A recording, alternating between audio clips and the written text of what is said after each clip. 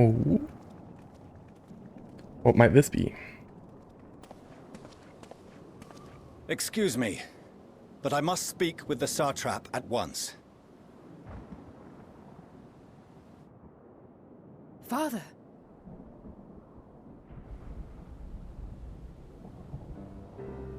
You have suffered dearly of late, yet you must endeavor to look beyond these losses to the future you yet have. On behalf of the Forum of Sharlayan, I come with a proposal by which you, the people of Radzat-Han, might be saved. I say again, I must speak with your Satrap. I beseech you, take me to him with all possible haste. I am Satrap here. Speak thy proposal. All present shall hear and judge.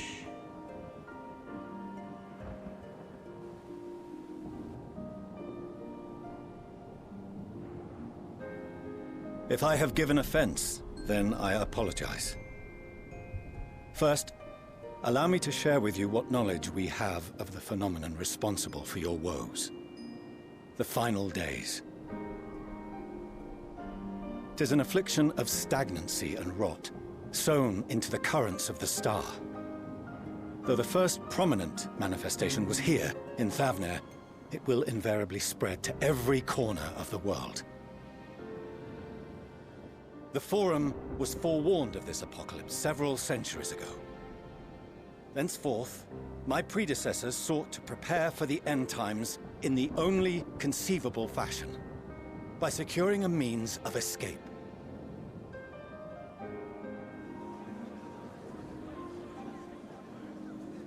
Escape the star?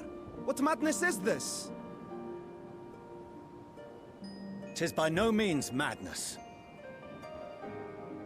With the coming of the 7th Umbral Calamity, the true nature of the Red Moon, Dalamud, was revealed. That it was an artificial construct of ancient Alag.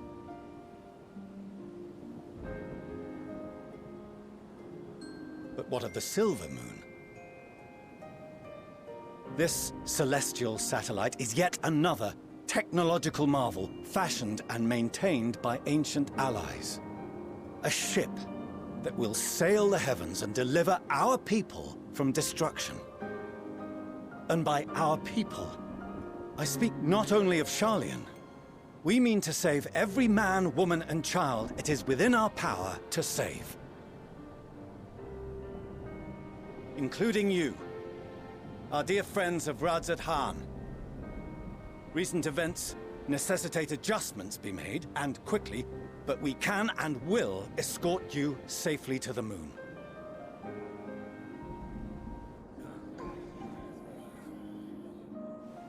Long has thy Forum been allies to Thavnair. I trust thou dost not extend this offer lightly. Yet I wonder, is this truly the way? Is there a future to be built for us beyond this star our father deemed the last bastion of hope? It is for that very reason I come before you and your people. To answer any and all of your questions. To offer my assurances and allay your fears. Though, if you wish the best for your people, I advise you to render your decision swiftly.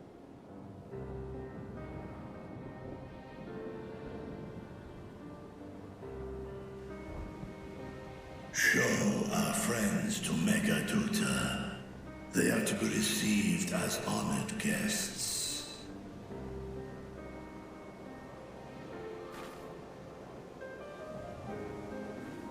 Worry not. Whatever decision is reached, your paths shall be yours to decide.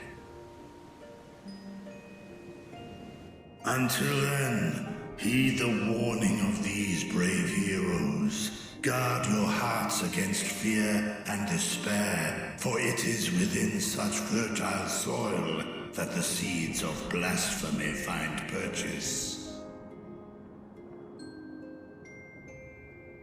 Remain calm and attend to your daily tasks. I shall return anon.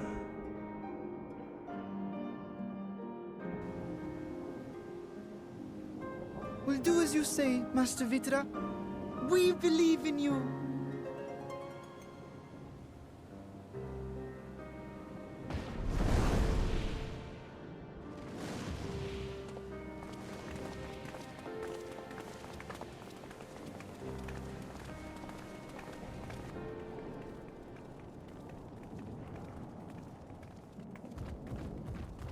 Oh no, what now what?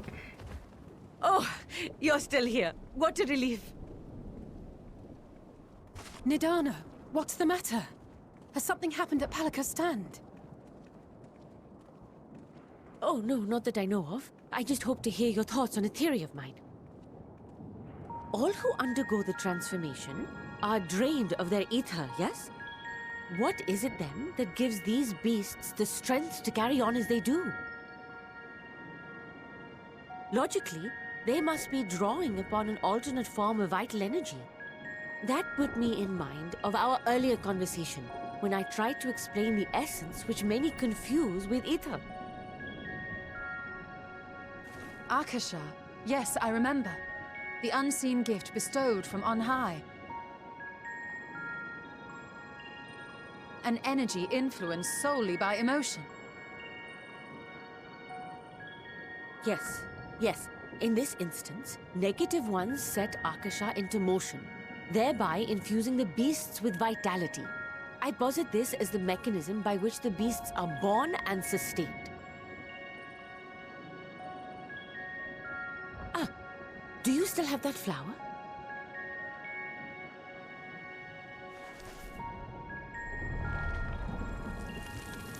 Yikes. Of course,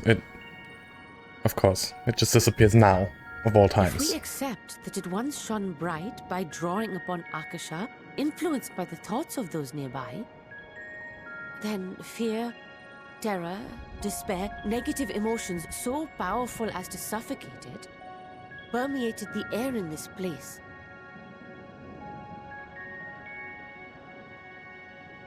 You must be very careful.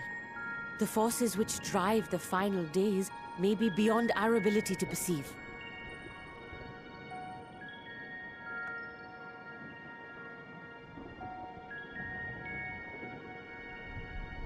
Sorry, I didn't mean to scare you like that. At any rate, I will continue my research into Akasha. Do temper your expectations, however. There are sadly few detailed studies upon which I may draw. Formulating a new theory as you have is itself no small feat. I wish you well in your endeavors, and pray you take care. Thank you. You stay safe as well, yes? Till next we meet, and we will meet again.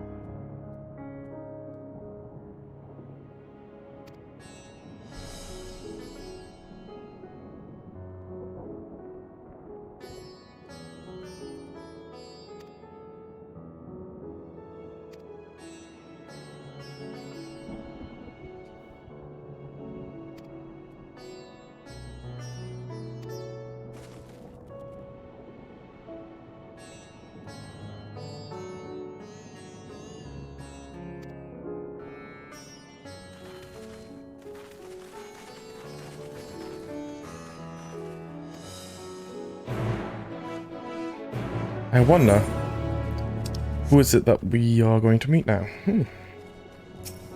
Someone new? Or someone we already know?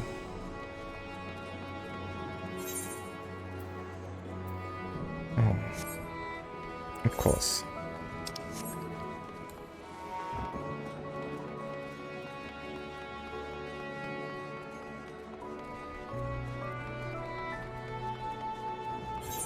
Oh, going the wrong way. Great.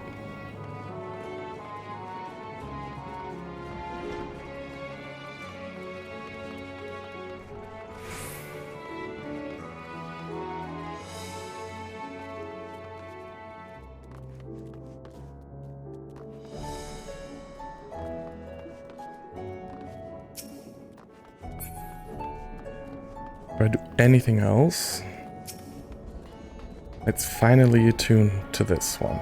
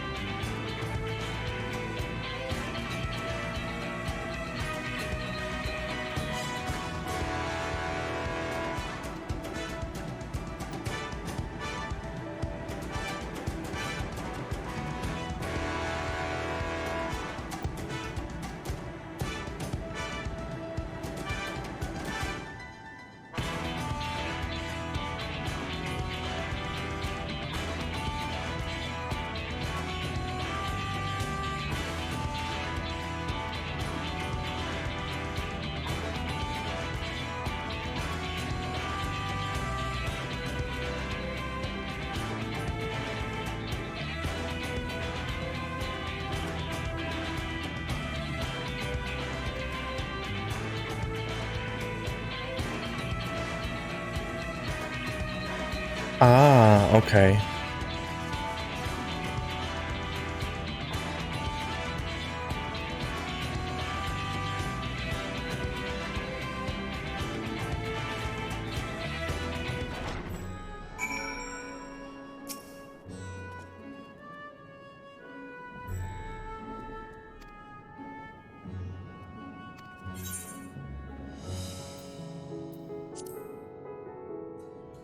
We'll find it.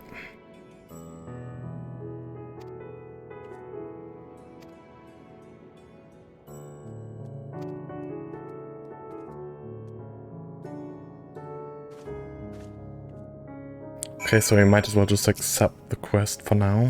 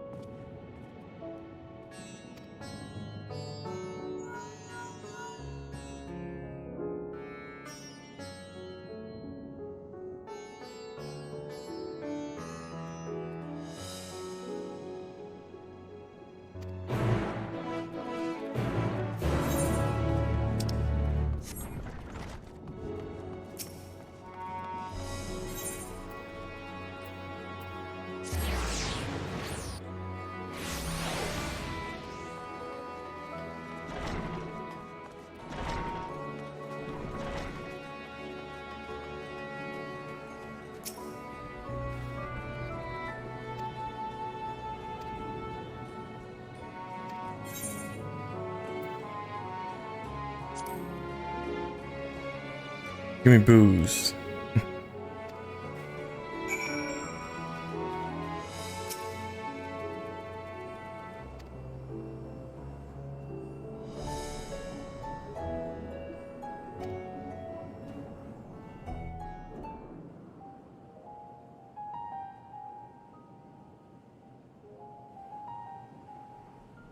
So blasphemies now plague all the realm.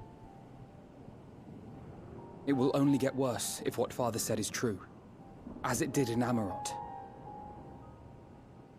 If that's our model, then shouldn't we expect the effects to grow more severe as it feeds off its own spread? As if people transforming into those monstrosities wasn't bad enough. If the flora and fauna, if the land itself turned against us. No one would survive.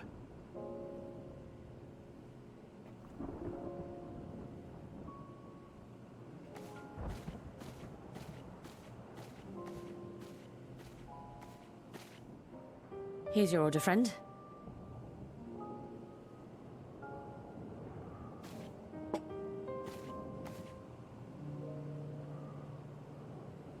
May you find comfort in these dark times.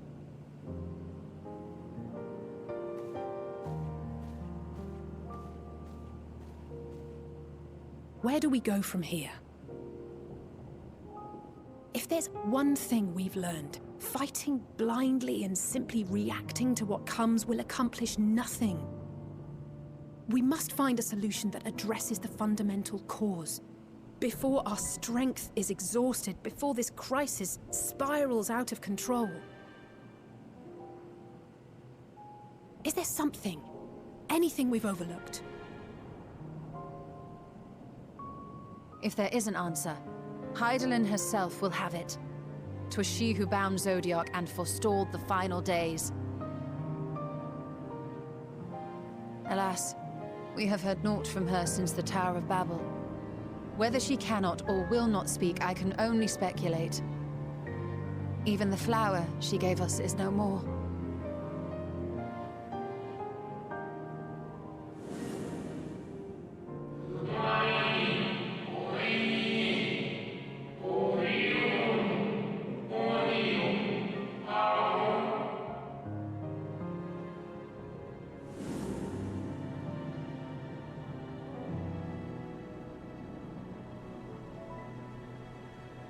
So advised the Watcher. But what could be the significance of that name? It is entirely unfamiliar to me. To me as well. It meant something to the ancients, though. In our time. Most surely. Yet I do not recall a single mention of it in the records of Anida. Another dead end. And quite literally. It's not as if there are any ancients living we could go and ask.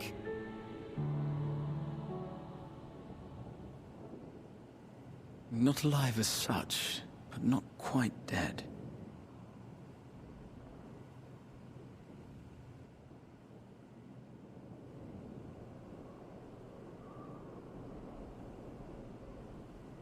Elidibus. I sealed him in the White Horusite of the Crystal Tower back on the first. Contained within that reservoir of ether that maintains it, ether that is returned little by little to the sea. Naught may remain of his soul. However, if part of it lingers, we might be able to speak with him there. Okay, well... We can no longer make that journey, but you, my friend, still can.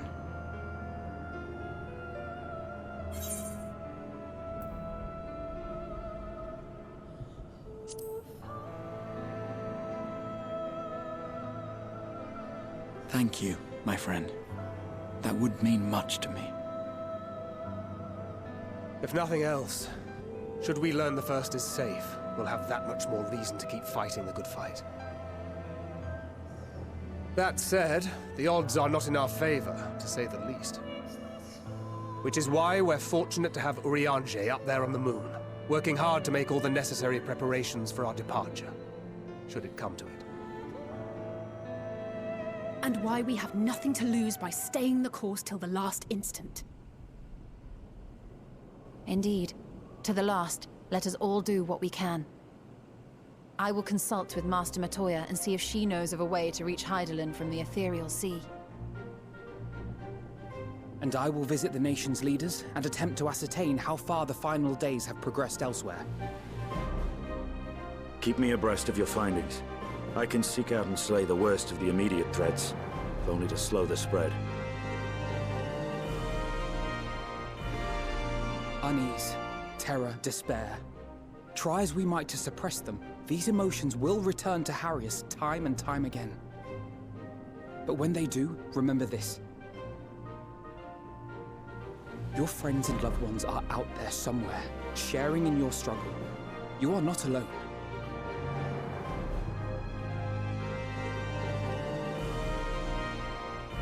So ends the brief respite before the next revelation. Yes, so much left for you to see.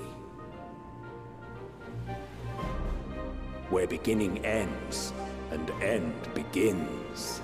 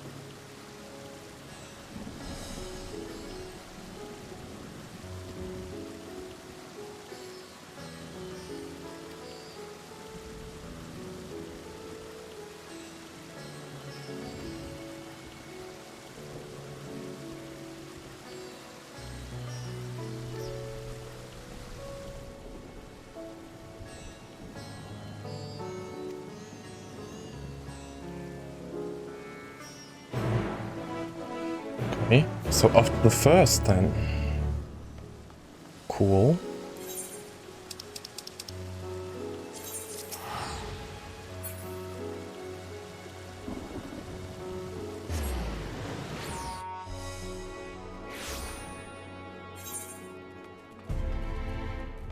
Was wondering if we'd have any reason to come back here.